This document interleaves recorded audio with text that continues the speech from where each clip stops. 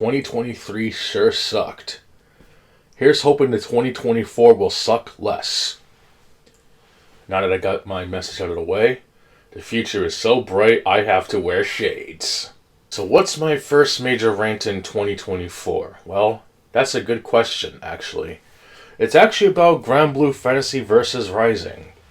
The hot sequel to Granblue Fantasy Versus, a game that I actually liked, since not only is it an Arc System Works game, which I have a little bias for them, although unfortunately their games ever since Strive has kind of fallen off the side handles. But Granblue Fantasy Versus actually did something that I don't think many other fighting games have done since. Actually having a story mode that's actually decent. Now, what do I mean by this? I'll tell you the tale. A lot of other previous Arc System Works fighting games, their story modes usually consist of a visual novel / cinematic story sequence that has you playing out the events of the game itself. The earlier Guilty Gear games were particularly not very good as far as story mode structure goes, mainly in terms of presentation and the quite frankly draconian requirements of having to finish off each match with a particular move that was not listed anywhere.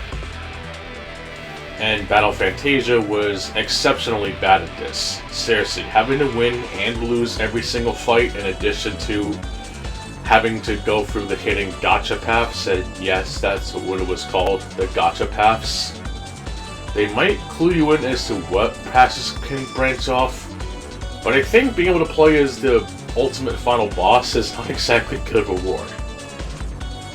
And as for BlazBlue, well, I'm pretty sure the earlier BlazBlue games are kind of annoying in this regard, and they've been ever so simplified ever since, I want to say, Chrono Phantasma Extend or possibly Continuum Shift Extend. I'm not sure. But regardless, these fighting games, their story modes were usually visual novels with a mixture of just enjoying a decent fighting game, unless your name is Guilty Gear Xrd, where people complain that you do none of the fighting in the story mode despite having a pretty good presentation, and all that bullshit. And it's kind of funny that Strive did the exact same thing, but that constant complaining was pretty much found nowhere. Seriously, what the fuck? But the one thing that really stood out in Granblue Fantasy Versus was the RPG mechanics that were found in the game, in addition to being able to play the game in two-player local co-op, which is definitely a system seller, despite the game being only released on PS4 and PC. Technically not a Sony exclusive, but those who want to play it on Xbox and Switch can just get fucked, and that's no good. In all seriousness though, Granblue Fantasy Versus, as far as the story mode is concerned, it's no Tekken Force, but it's definitely a unique mode that more games really need. It even controls a lot better than Guilty Gear Isuka, and those who actually played that garbage, it's a fucking blessing that it's actually playable without requiring a damn turn button. So you're probably wondering, what the fuck is this rambling about? Well, I'm here to tell you that Granblue Fantasy Versus Rising, a game that's essentially a nearly damn full price game, has none of that.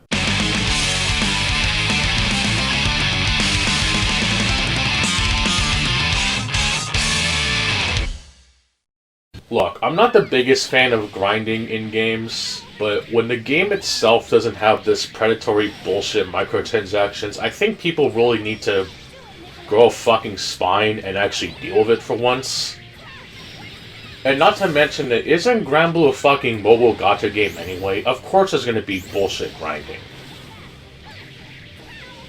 I could somewhat compromise the fact that the new game doesn't necessarily have the RPG mode of those who just want to play the game.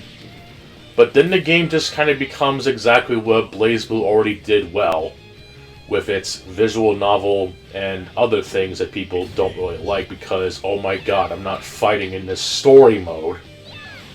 Seriously, I will never ever get over that bullshit. And while you could argue that it's quite decent to let people who haven't played the original play through the first two parts of the Granblue Fantasy Versus' story in there. You can't even play it in local co-op. Yeah, you could have a computer-controlled teammate, but you can't have a second player. And you can't even play it online with another person, so what the fuck's the point? I honestly God do not understand why Arc System Works decided to do it this way. Someone's gonna be like, oh, well, don't blame the developer, blame the publisher. I'm honestly gonna blame both parties in this. And I honestly don't know why the hell that they thought it was a good idea, essentially axing a feature that would have made this already decent game even better. I cannot even comprehend as to why the hell they thought this was a good idea. You make a fighting game that was decent, it has a fighting system that actually made sense, then you announce a sequel to a fighting game, completely remove the whole fucking point of the easy mode input bullshit, so that the easy mode input bullshit pretty much has no consequences. And then you add a story mode that's just generic as shit as far as the standards for Arc System Works games story mode is concerned. What is even the point of playing it? To unlock a couple extra stages that you can only earn by playing the story mode?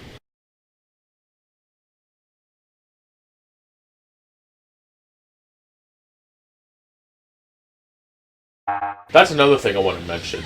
What the fuck is up with this game, or let alone other games that have an online-only shop that requires an internet connection to access just to unlock content that you're going to be using locally exclusively?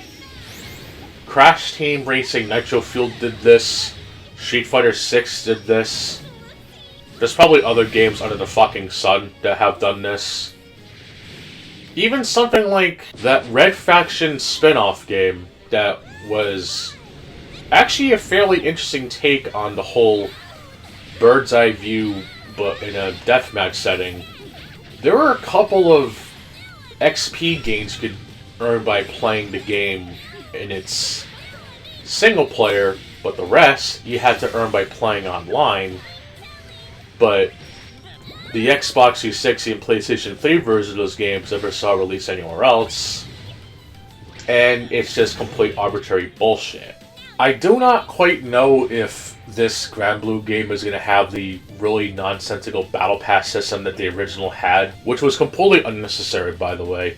Even more pointless than when Doom Eternal did it, mainly because pretty much all of Doom Eternal's cosmetics they can unlock through a battle pass is completely pointless for a game that has a dominant single player and a really shitty throwaway multiplayer mode that were any other game, people would complain the fuck out of the throwaway multiplayer mode, when even games that came out after that fucking game has such a throwaway multiplayer mode, you wonder why it's even in the fucking game.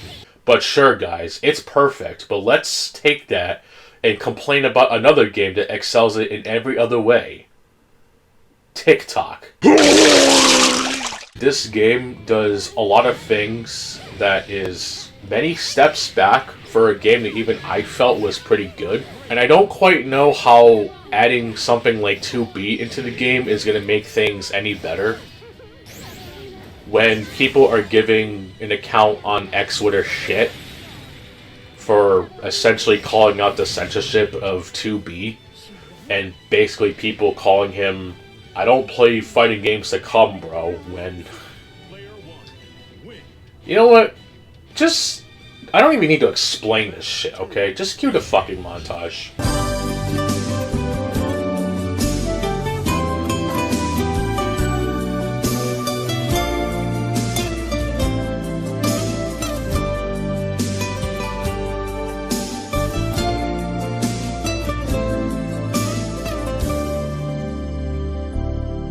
If you're gonna use the I don't play fighting games to come, bro, then don't act like such a power bottom bitch whenever Lady D or whatever video game character makes you act like a fucking degenerate bitch on the goddamn internet.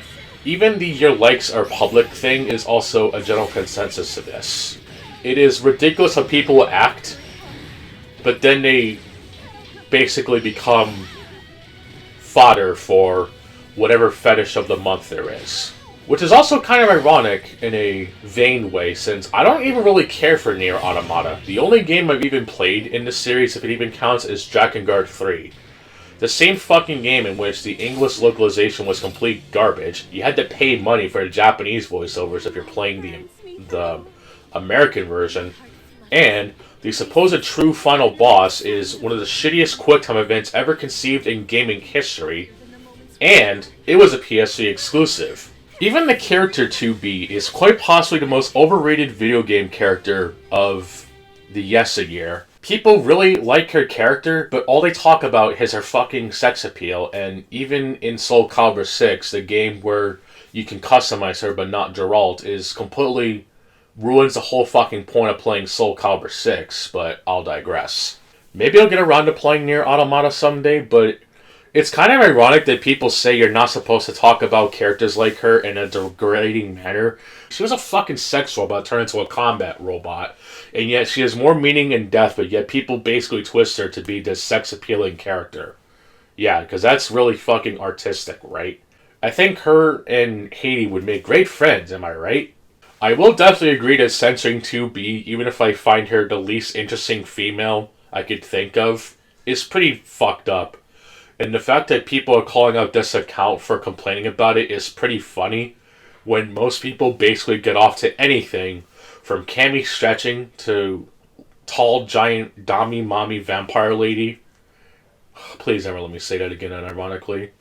To anything else that anyone could possibly get their rocks off or whatever. I do not see how this game is an improvement over the original when this is no longer the days of Street Fighter 2 where you can essentially get away with releasing Champion Edition because of something like Rainbow Fighting or whatever the fuck that ROM hack was called. This is definitely not the greatest sequel fighting game of all time.